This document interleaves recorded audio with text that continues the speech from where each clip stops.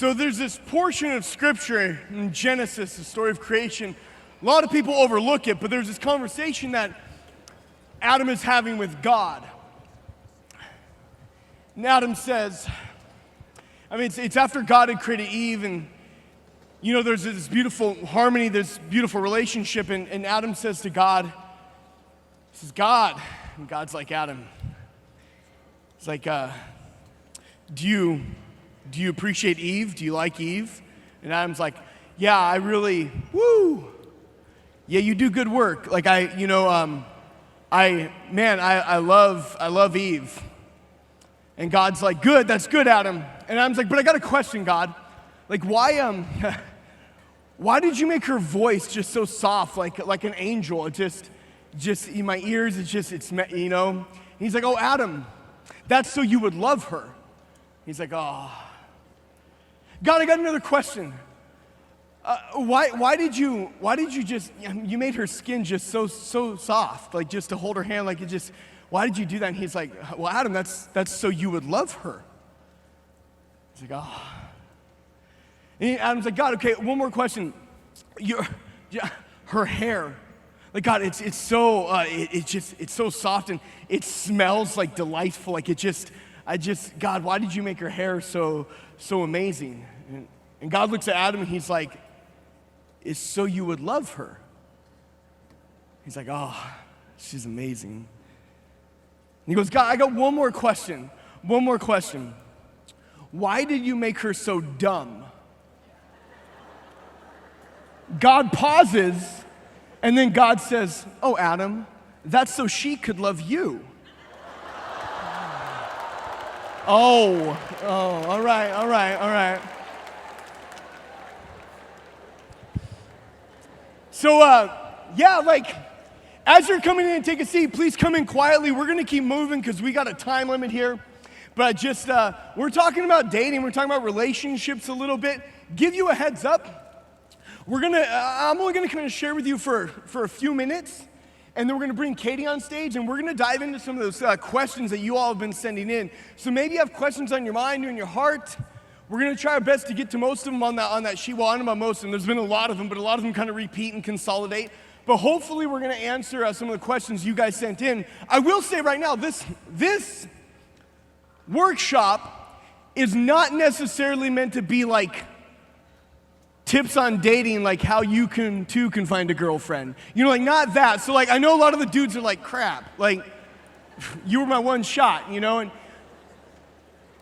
we're going to talk about dating, but we can't really cram a ton of stuff into this little bit of time. So we're going to talk about some important things, but mainly, we want to get to your questions, and we want to get you hopefully thinking and conversing about the idea of relationships in a different way.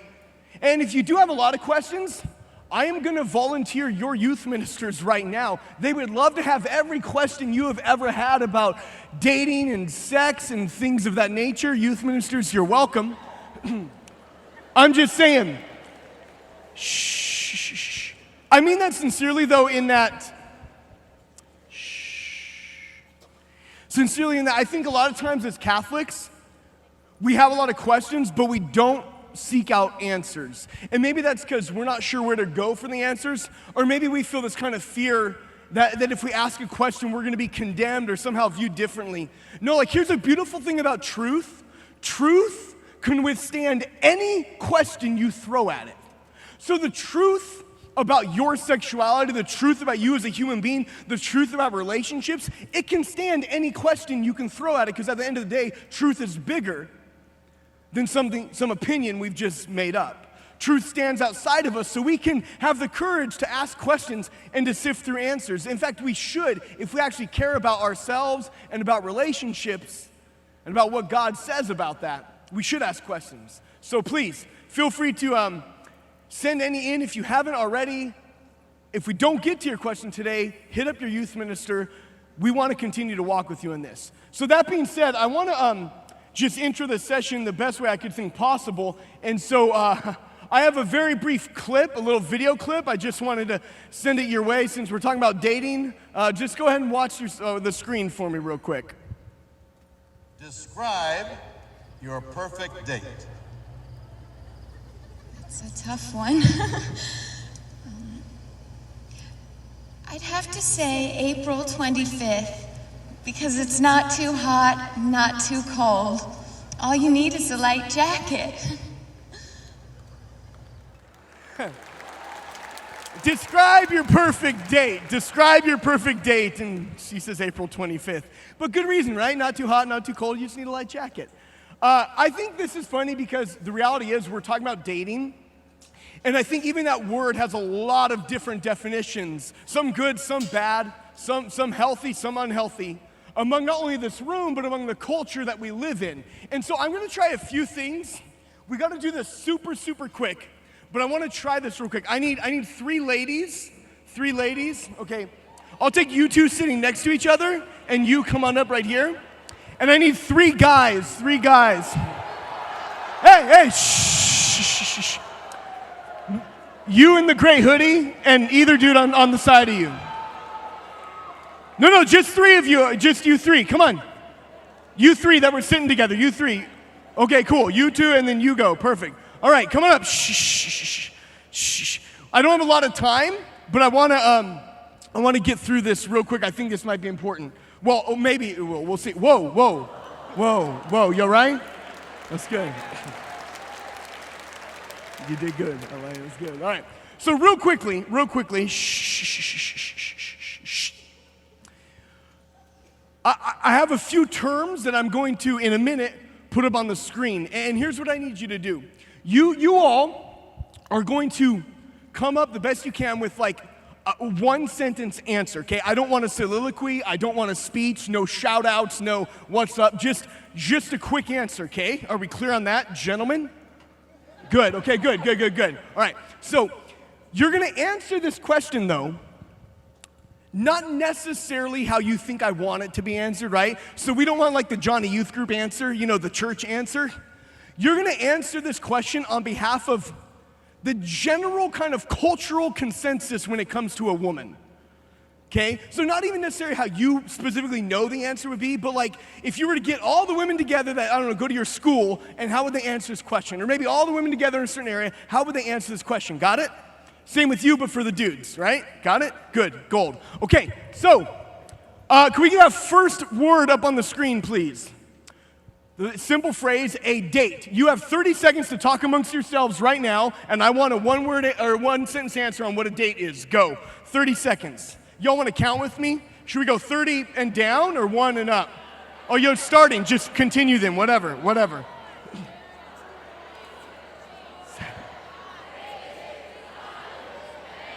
If you're done early, you can let me know. You guys are done? Okay. Can I just show you, hold on, shh, whisper count, shh. Can I just show you? The question is, what's a date? The guys are done, the girls they're having like a council. You know, like they're electing a pope over here, like this is a big thing. We're good? Good, done, shh, thank you. All right, so shh. This isn't a right or wrong answer either. I just want to help us in the room to maybe identify some ways that we think about these terms, okay? Cool, so simple sentence answer, what is a date? A guy and a girl spending romantic quality time together. Okay. You got this? All right, what is a date?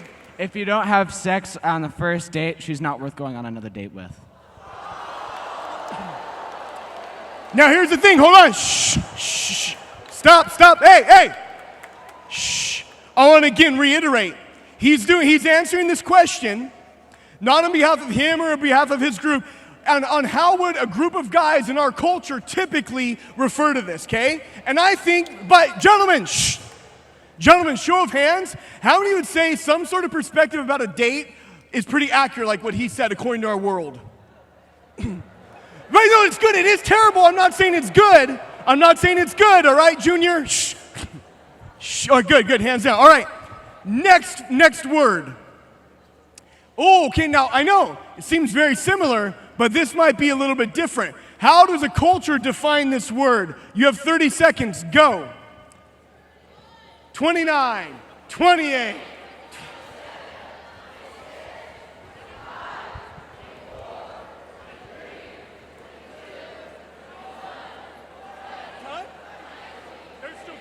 You good? You okay? Take your time. You're good.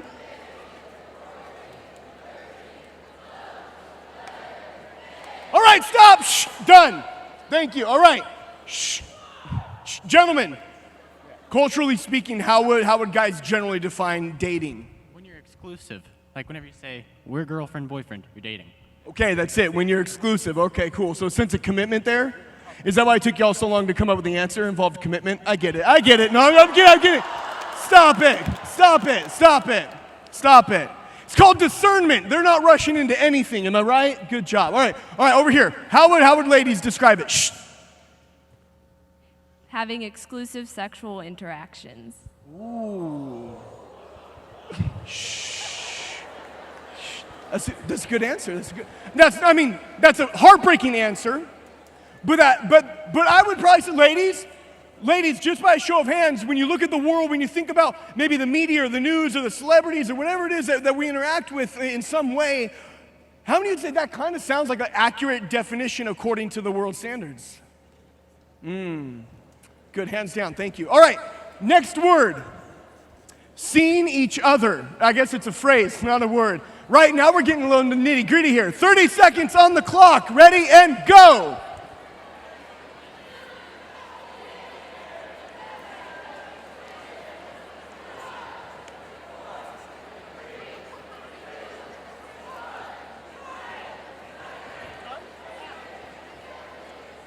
You guys are good, huh? You're good. All right. I'm coming to you with this answer. All right, good. All right, shh, done. Shh. Ladies, how would culturally the ladies generally speak, define seeing each other? Flirting with a boy or a boy flirting with a girl. So seeing each other is flirting. All right. That's the consensus. Okay, good. Gentlemen, shh. Essentially, just seeing each other like completely naked.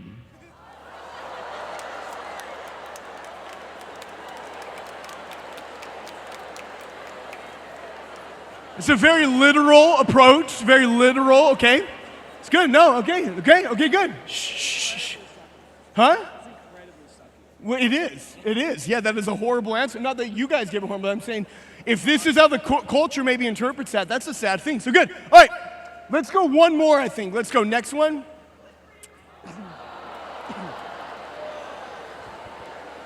See, a lot of you are like, wait, I use all these words to mean the same thing, and so this is why we're doing it. 30 seconds on the clock, ready? 10 seconds on the clock, ready, set, go.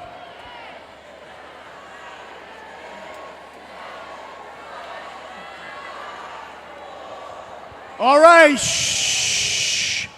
All right, gentlemen, culturally speaking, how do guys generally interpret this phrase?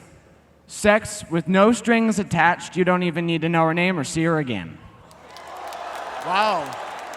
Whoa. Shh. It's an interesting reaction.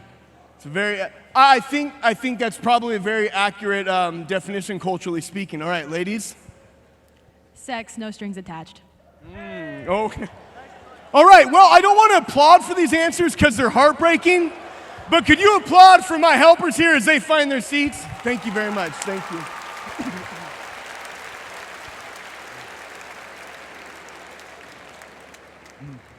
So I wanted to share that. One, I personally, I wanted to kind of get to know you all and culturally where kind of your generation's at. And I wanted you to maybe, in a simple way, look in the mirror at your generation. And this isn't meant to be, again, condemnation. This is meant to point out that here we are trying to talk about something called Dating 101, and yet there's so much confusion about even these terms. So much misinterpretation, so many variations in definition. And even the fact, think about this for a second, even the fact that we just looked at, I don't know, maybe 4 or 5, I can't remember, 4 or 5 different words that all surround what maybe 50 years ago was one word or 2 words. You see, as a society, as culture, in relationships, we keep sort of disintegrating. We keep taking this thing that I believe there is a whole. In other words, there's an ideal, there's a purpose, a plan, as in which God designed relationships, and yet socially, we keep messing that up to the point that we have to start redefining. No, this is hooking up. No, that's a date. I won't go on a date. No, we're not dating, we're hooking up. But and there's this huge disintegration between it. And I mean, let's be honest, we even get to the point that, well, let's not define it at all. I'll just text you, and you know when I text you. And how are we supposed to actually have healthy relationships if we have such chaos, such disintegration? So for this purpose, we're going to talk about the idea of dating. Dating in a healthy way, in a holy way. We'll get to some of these answers a little bit in a minute, but doesn't involve, we're not talking about hooking up, okay? I guess this is my misunderstanding. We're not talking about seeing each other naked. We're talking about a date. We're talking about what a holy, healthy relationship can look like. We're going to talk about the purpose of this idea of dating. Some of you probably hear, maybe you can shout out the answer. It's a big room, but if I were to ask you what is the goal of dating, what would be the youth group answer that you probably have been told? Awesome. Good job, youth ministers. Keep it up. Keep it up. I'm just saying. Give your youth ministers a round of applause.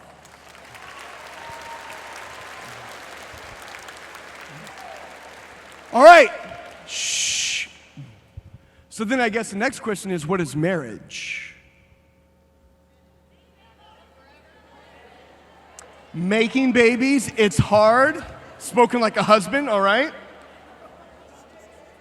See, shh. Hey. Shh. See, dating is to prepare us for marriage. Marriage is this holy sacrament that God instilled within the human body. That a man and a woman will be able to love each other selflessly, sacrificially, and that love would be so real, so present, that life could actually come from it. You see, marriage, I'm not going to go on this tangent, but marriage wasn't a man-made invention. We didn't get together and say, hey, you know what? Let's create marriage.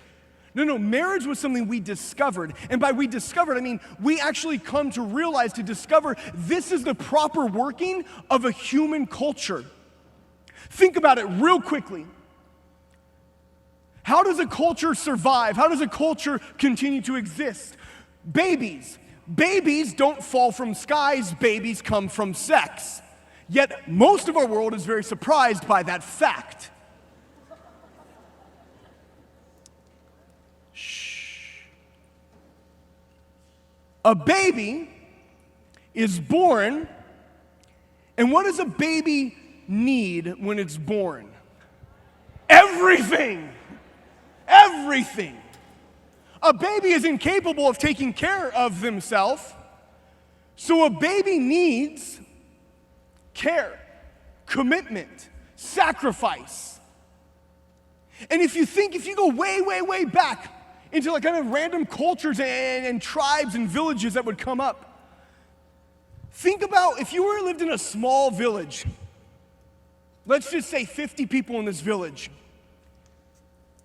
And there was a baby born, and then the parents left it and abandoned it.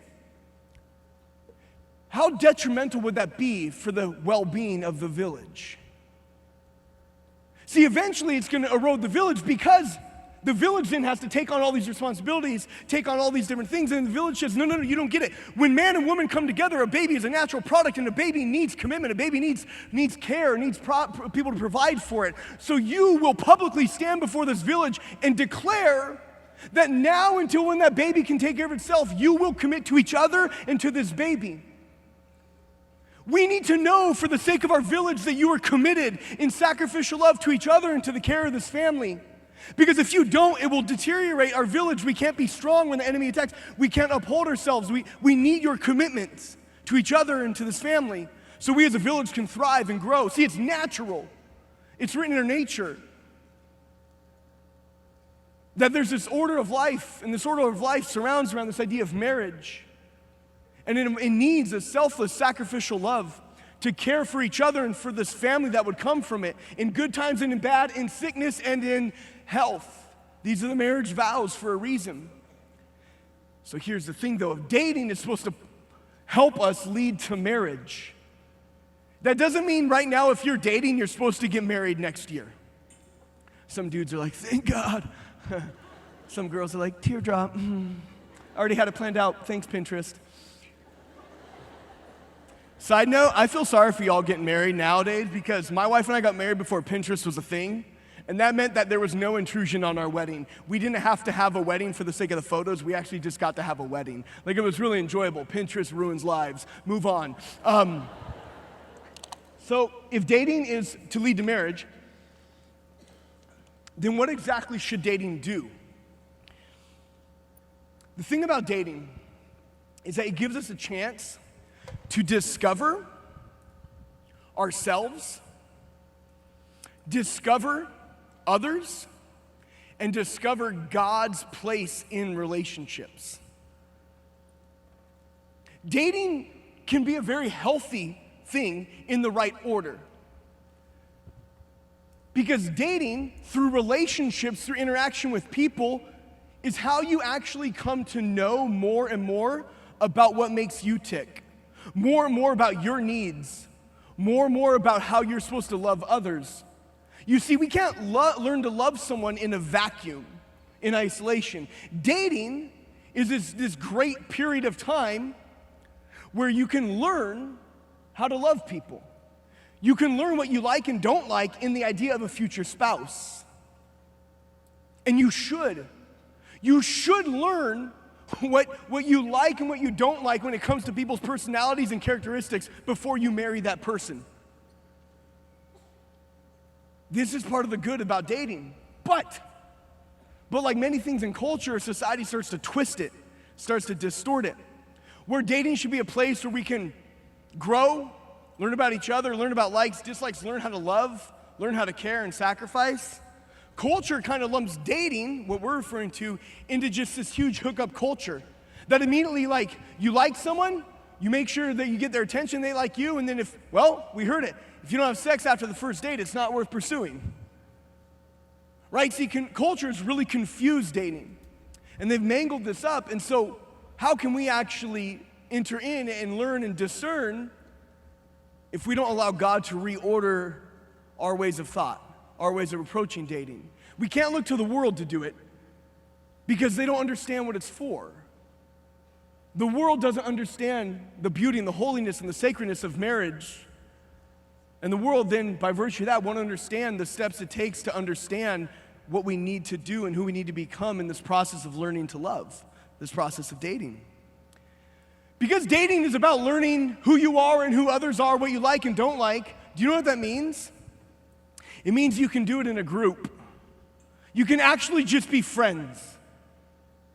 But see, again, culture says, no, you want to date someone? You and them romantically, time alone, go. Now, let's be honest. We all have a sex drive. Side note, God made sex. I don't know if that's news for you, but think about it for a second. Sometimes we think the church hates sex. No. The church is a huge supporter of all things God made and the goodness He made them. If you don't have a sex drive, that's probably not a sign that you're living. You see, don't confuse a sex drive or sexual attraction for something bad, something that's lustful. It can be if we distort it, if we let it go places it's not meant to go. So see, in this context of dating, when here we come as human beings who have these different sex drives and different attractions and different things, it may not be the smartest thing for us to jump into this immediate lone time with this person that we're romantically involved with. Because just maybe we haven't learned our weaknesses and our strengths well enough to actually control ourselves in this moment. Maybe we'll be far more tempted to use the person than to learn how to actually sacrifice and love the person.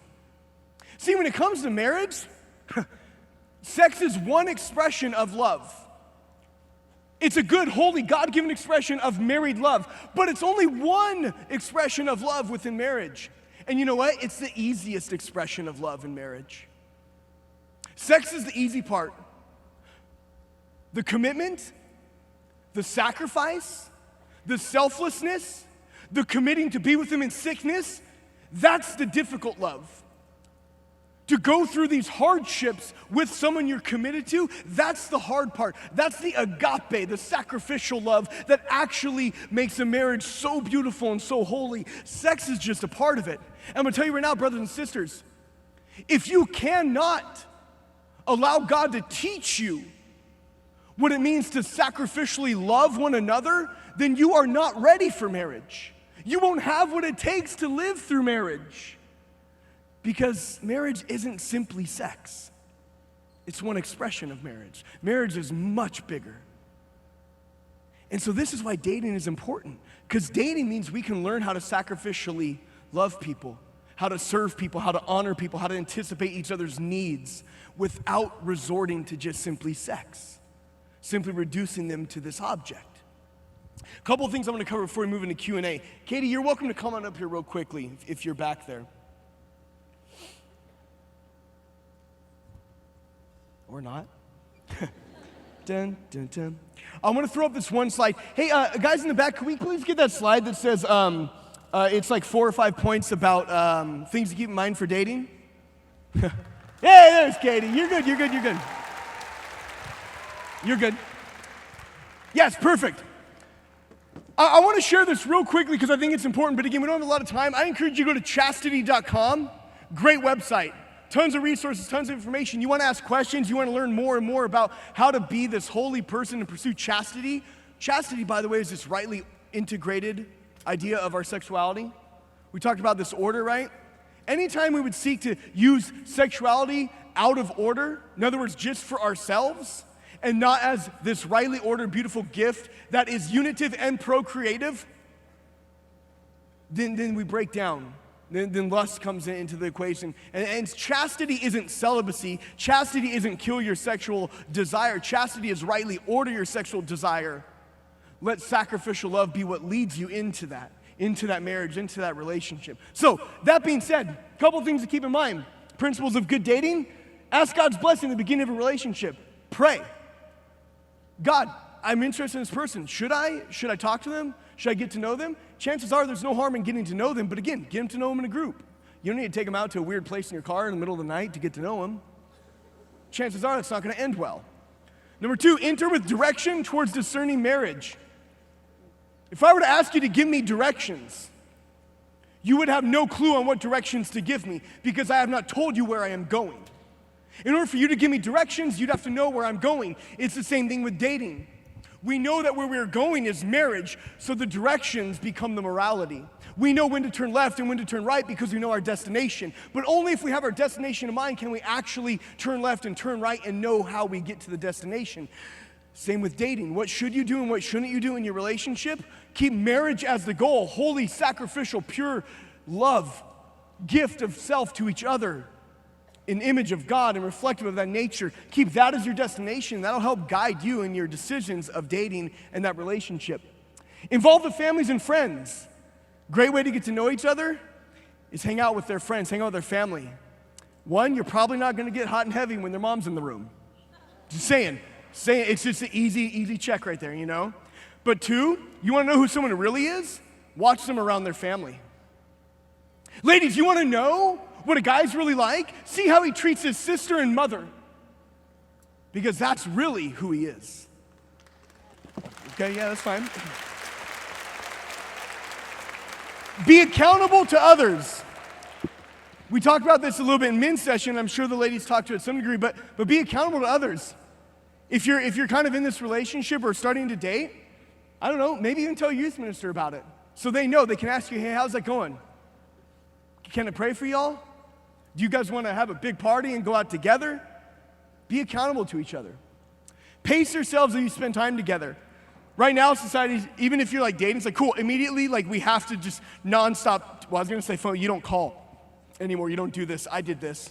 You guys text and snap and Insta whatever, like you do your things. And like, here's the thing though, is like you feel that you instantly have to be always with this person in some way or another. And if, God forbid, there's a moment of separation, then what did I do wrong, or they don't like me, or they don't, and then Satan enters in with all these fears and lies, pace yourself. It's okay to go at the pace of grace in this relationship. It's healthy to have separation, healthy to have other friendships. It's okay. I give you permission. Lastly, always listen to the Lord's guidance. To circle back to the beginning, constantly pray. God, is this relationship for me? Am I leading this person to heaven? Or are they taking me away from you? Bring God into it. All right, all that being said, again, I encourage you to go to that website and check it out. We have some questions here. We're going to do our best to fire through some of them. Let me move this.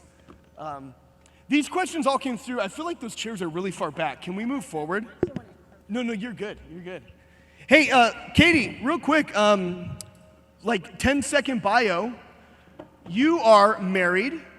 Happily. Happily. How long you been married? 3 years. Okay. 3 years. You can clap for that. Yeah. It's like an arbitrary anniversary. It's the leather anniversary.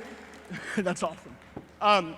And husband's name? Tommy. He's watching right now. Hi, babe. Hey, Tommy. Not all like turned around. He's on the live stream. He's back in Louisiana. Wouldn't it be rad if he just creeped out? Yeah, he just like popped out. Hey! You're like, who's with the kid? Yeah. Oh. All right. So that being said, we got a few questions here. I'm going to do my best to read them out, sift through them, and then we'll answer them as we go. All right? All right. So question number one. Katie, you're on this one. No, it's pretty simple. How do you know if you're in love? So love is not a feeling. Love is a value response to another person because you see good within them. That is the definition from Pope John Paul II in Love and Responsibility, which he wrote when he was a cardinal, Karol Wojtyła. I highly recommend it. I actually wrote my thesis in college on love and how when we see good in another, we respond to that good by making a gift of ourself.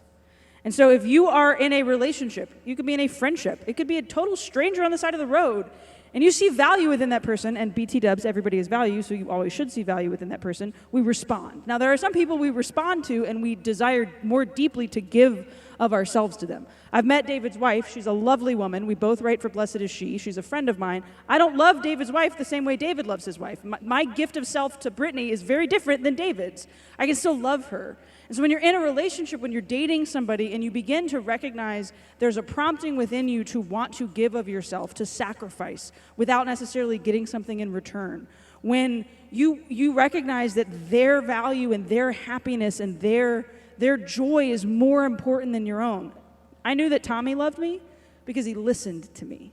Because when we'd have conversations together and I'd like mention something that I enjoyed or like a favorite food or like a gift that maybe I would want for a birthday or something, and he would then respond to that, I recognized that he's paying attention to the things I'm saying. When you catch yourself paying attention to the things that another person is saying, and then you want to give of yourself to them, that's usually a pretty surefire indicator that you love them.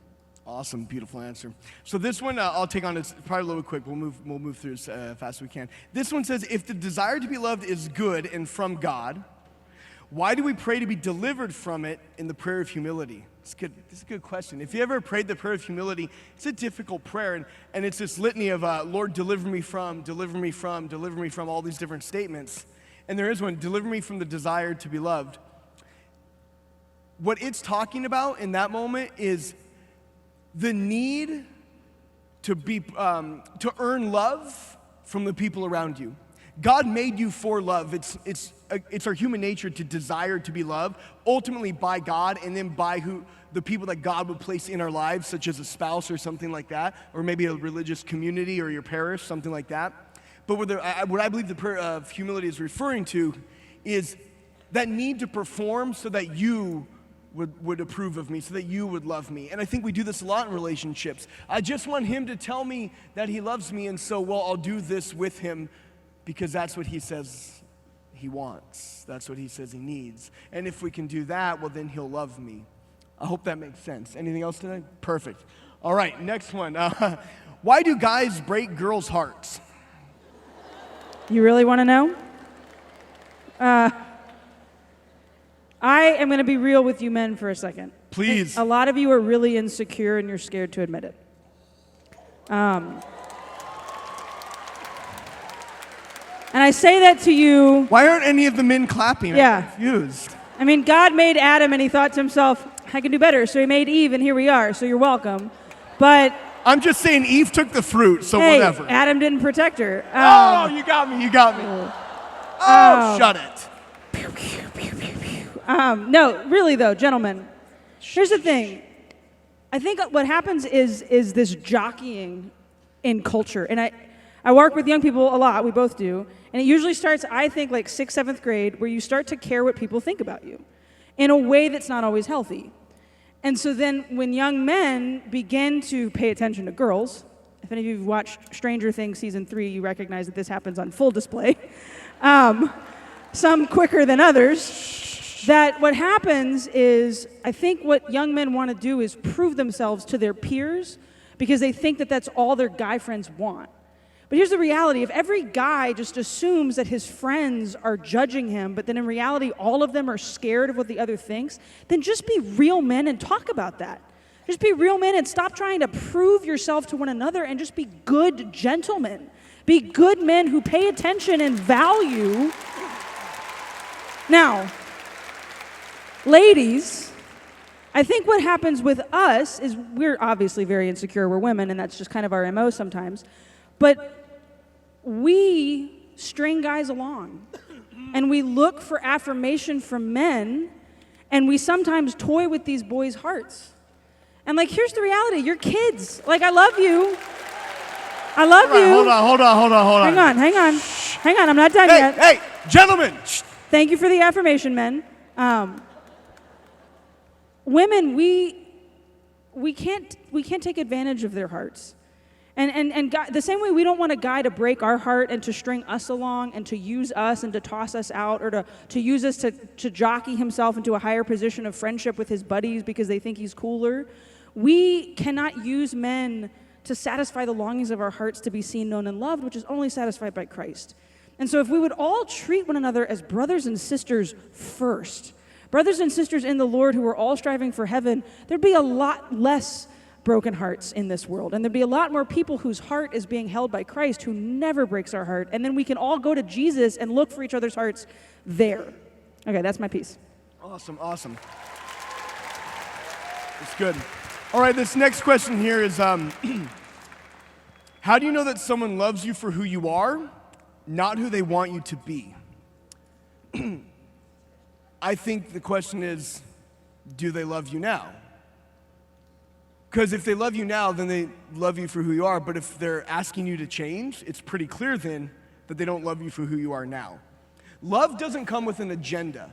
Love doesn't swoop in and say, I'm going to give you all this attention and shower you with my love so that you can change and become the person I want you to be, the person that I think you should be. That's not love. That's use. It's manipulation. That's distorted and twisted. But you know who does it a lot? Christians. We go into this idea, and I'm not going to point out a gender. I was going to say maybe the ladies, but I'll be honest, in my own life, it's part of my story. Like, we try this whole missionary dating thing. We think, I'm in love with Jesus, and Jesus means a lot for me. That person isn't in love with them, but man, they're really cute. I'm going to go save them. I'm going to date them, and they're going to meet Jesus, and they're going to be saved, and it's going to be great. We're going to get married and live in a castle and all these things. Don't. People are not projects. Right? They're not problems to solve, they're people to love. And if you can't love someone as they are, then you are certainly not ready to enter into a relationship with them. If you know that you're in a relationship and this person is demanding things about you to change so that they approve of you more, then you need to leave that relationship because it's not love. It's use, it's manipulation. Cool? All right. Next question. You don't have to applaud. We got places to go. We got a time limit, people. But I appreciate like the 2 or 3 popcorn sounds I heard. That's fine. Stop. I'm not sure how to spell this out. Oh, I do. S-T-O-P. Stop. All right. Shh. How do you know if you're ready for dating? Do you know yourself? And if you know yourself, then you can get to know another person. I'm going to tell you my rule of thumb. I don't think young people should date before senior year of high school, and here's why. Some of you are like, what? I thought I liked her. Take the microphone away. Take the microphone. Unfollow. I think high school is a very volatile time for young people because You're discovering what you like and what you don't like, what you're good at, what you're not good at, where you want to go to school someday, what you want to study, how you want to live in this world. It's a time to make friends. Jason Everett's got a great line. High school is not the time to find your groom, it's the time to find your bridesmaids. It's the time to grow an authentic friendship. It's the opportunity and the chance to meet people, and we talked about this in both the men's and the women's session, to dive into that friendship. It's okay if your timeline of like being attracted to the opposite sex, if your timeline of like wanting a boyfriend, if maybe there's like, I don't really want to be attached to another person right now, that's okay. Right? I think society, especially with television, like we place this pressure. It's okay if you're not interested in it right now. It's also okay if you are, but recognize that sometimes we desire dating because we're all looking for someone to be attached to because we want somebody to text. We want somebody that we can go to things with. We want somebody that like they're our person, and so therefore like we're not alone. And if that's where your desire and the impetus comes from, that's not healthy. That's not rightly placed. And I think senior year is really when you've maybe come into your own, you know maybe what's coming next, you're maybe prepared to get into those more intimate conversations and that closeness. And if that happens before senior year, I just often, you're partially missing part of your brain. You don't have a prefrontal cortex. So I think part of it is just like a physical thing of like you don't necessarily have that preparedness. I'm not trying to down you. I'm just simply saying I think it's okay to mature a little bit before you launch into those intimacy relationships. Cool. Awesome. I'm going to try to fire through a few quick ones here real quick.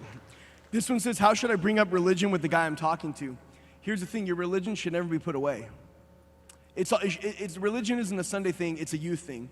It's a relationship with Christ. It should affect every aspect of who we are. So therefore, it should be readily on display in any relationship, be it some sort of romantic relationship or with your family or with your teammates.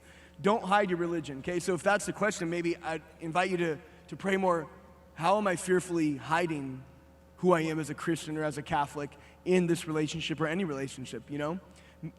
Jesus is an amazing person, and the more we get to know him, the more we're gonna want people to understand how amazing he is. Back home, there's a restaurant called Bruxy. This is in California. They sell gourmet waffle sandwiches. They've got, it's God's gift. It's like melted s'mores and peanut butters and marshmallow, and it's delicious. And you know what? After I had it, I called like 3 or 4 friends. I was like, you gotta come with me and have one of these. It's amazing. You see, when we like something, we're ready to share about something. And so maybe the time is we need to spend more time getting to know Jesus and like him, so we're eager and hungry to display him to the world. Another quick question here, real quick. Is making out okay? Maybe it's not a quick question, but usually when we phrase or ask these kinds of questions, I realize there is sort of like maybe a mechanical nature. We're looking for a line, like okay, not okay, right? That's maybe the wrong way to look at a relationship, because really what we're asking is, what is the most I can get away with? What is the greatest use I can have before it gets too heavy, before it's, I'm gonna go to hell, or before it's sin? See, that's not the right perspective of a relationship. A relationship is about love. Love wills the good of the other. So the real question should be, how far and how fast can I encourage this person to heaven? And if anything's gonna keep you from that, then leave it out of your relationship. Making out isn't necessarily good or bad depending on a certain circumstance. But I think the heart of that question is more what we need to be concerned about. How much can I use this person? How much pleasure can I get from him? How aroused can I get and then, still consider myself okay? That's not the question. It's how can I love them? How can I sacrifice even my desires in this moment for them? Jesus says the greatest love is to lay down your life. Well, then you know what? Die to yourself. That's how you have a holy relationship, and you avoid these kind of pitfalls, these tricks. Okay, next question. I know we got a few seconds here, but we'll do our best. There's some heavy ones here. There's 2 I want to end with in time. I would say right now, if we didn't get to your questions, this video, but not just this one, every conference that happens over the summer, there's like 20 of them or so, has a session going on about this same thing with various topics. All of those at some point in the near future will be posted online. Steubenville University and the Steubenville conferences have a YouTube channel. Go and re-watch these talks. Dive into other speakers talking about it. Chances are a question is going to be more appropriate for what you're thinking. You're going to find the answer there. Additionally, Look out good resources. Talk to your youth minister, chastity.com, lifeteam.com. I'm sure Steubenville Fuel has some great information and resources as well. Seek it out because it's worth it. Last two things I want to kind of end on is this question. I'm not trying to throw you a zinger, but we'll start with you. Is there really a true way to keep the faith as a homosexual when I don't want to lose my identity or my faith? We are so much more than our sexuality. Amen. And our brothers and sisters who struggle with same-sex attraction, I'm convinced that in 150 years, when people look back at this time of the church, we are going to have a string of saints who identified as homosexual and chose to live lives of greatness and chastity, who chose to embrace that cross and recognize that it was an opportunity to grow closer to the Lord, not because they sacrificed what the LGBTQ agenda sometimes tells them that they're supposed to be, but because they recognize that they are more than who they're attracted to. And that's true of all of us. To those of you that struggle with same-sex attraction, to those of you that identify in that way, who feel like you have to buy into what the world tells you makes a person gay, the right kind of gay, please have a conversation with one of the speakers. Please go read Father Mike's book, Made for Love. Have a conversation with a trusted priest or religious sister or brother, and have an honest, open look at what defines identity. And recognize that who we like and who we want to sleep with and who we're attracted to is not what makes us who we are, but our identity in Jesus Christ. And it is a cross that people carry, and it's not something that you should be ashamed of. We love you as a Roman Catholic Church. We love you. We do not condemn you. You are not dirty. You are not broken. You are not an accident, and you are not a mistake. And we want you here. And please recognize that the church's teachings on homosexuality are so much more than what people say on Twitter, or so much more than what you might have heard from one misguided person. And please don't leave, because you're part of this body of Christ and you belong to us. Absolutely.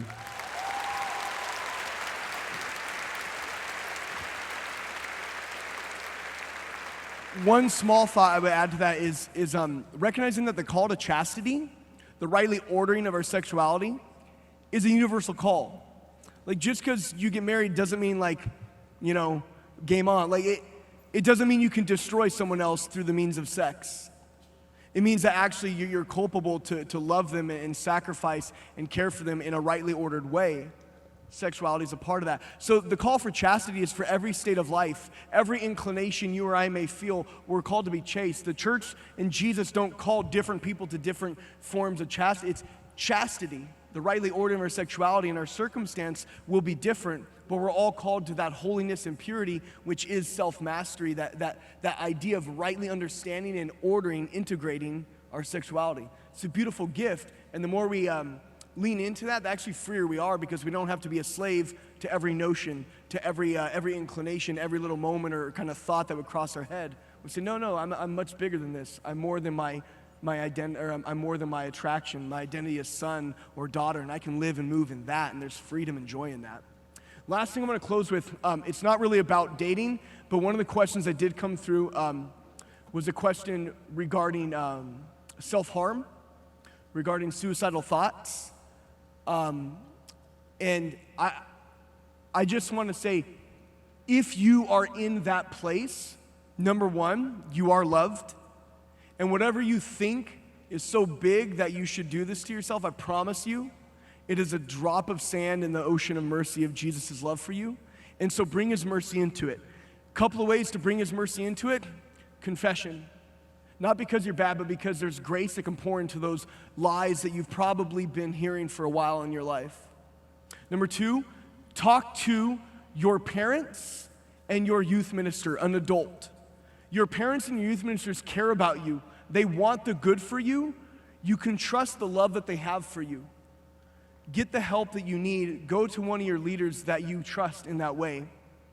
Let them guide you in how you should handle that among your friends, among conversations in your peer groups and your youth ministries. Run to Jesus. He loves you. Run to those he's placed in your life that give you guidance, your parents and your youth ministers, your priest. Let them lead you through this. Nothing on earth is worth the cost of you harming yourself or contemplating taking your own life. You are far more valuable. Jesus bought and paid for your life. You are worth infinity. You're worth the life of Christ himself. Don't ever sell yourself short, no matter what lie or what damage you maybe think you carry in your life. We're praying for you. Don't run to it.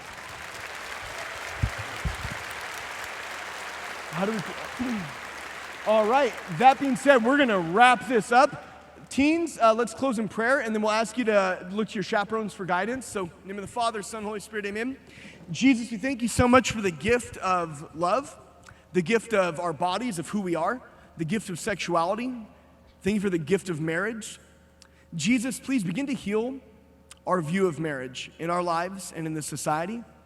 And Lord, as we begin to have a clearer and clearer understanding of the beauty of marriage, the sacrifice, the selfless nature, the unitive and procreative gift that it is, may we actually orientate our sexuality with that understanding. Help us to rightly order ourselves in this call of chastity. Help us to learn to get to know ourselves and get to know others in a way that won't lead us to any regrets, but will lead us to joy and wholeness for years to come. Mother Mary, pray for us and for our purity as we all pray. Hail Mary, full of grace, the Lord is with thee.